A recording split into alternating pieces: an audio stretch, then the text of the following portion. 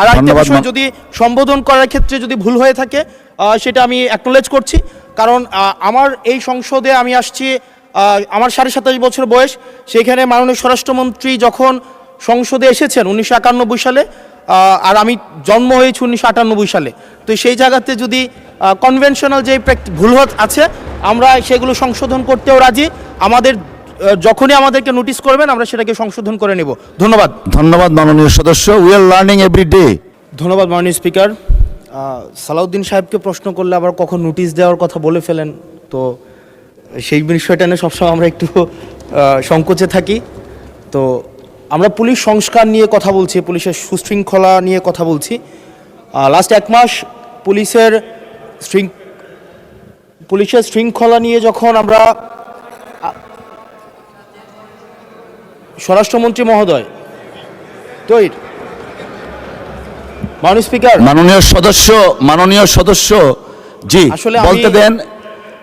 মাননীয় সদস্য let me handle.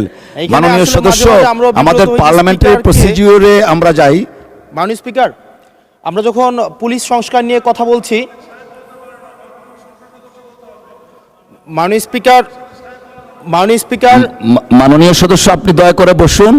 আমরা আশা করছি পরবর্তীতে আমরা সকল সদস্যগণ সংসদীয় যে নর্ম আছে, প্র্যাকটিস আছে, সেটা মেনে চলবো। Thank you. Yes, thank you মাননীয় স্পিকার। আর একটা বিষয়, যদি সম্বোধন করার ক্ষেত্রে যদি ভুল হয়ে থাকে সেটা আমি অ্যাকনোলেজ করছি, কারণ আমার এই সংসদে আমি আসছি, আমার 27.5 বছর বয়স। সেখানে মাননীয় স্বরাষ্ট্রমন্ত্রী যখন সংসদে এসেছেন 1991 সালে, আর আমি জন্ম হয়েছি 1998 সালে। তো সেই জায়গাতে যদি কনভেনশনাল যে ভুল আছে আমরা সেগুলো সংশোধন করতেও রাজি। আমাদের যখনই আমাদেরকে নোটিশ করবেন আমরা সেটাকে সংশোধন করে নেব। ধন্যবাদ। ধন্যবাদ মাননীয় সদস্য। We are learning every day. ধন্যবাদ মাননীয় মন্ত্রী। কালচার, আমি বয়স যাই হোক মাননীয় সংসদ সদস্য হিসাবে আমাকে অ্যাড্রেস করতে হবে যে সদস্য প্রশ্নটি উত্থাপন করেছেন। আর্লি এজে পার্লামেন্টে আসাটা একটা সৌভাগ্যের বিষয়। আমরা সবারই উজ্জ্বল ভবিষ্যৎ কামনা করি। যেই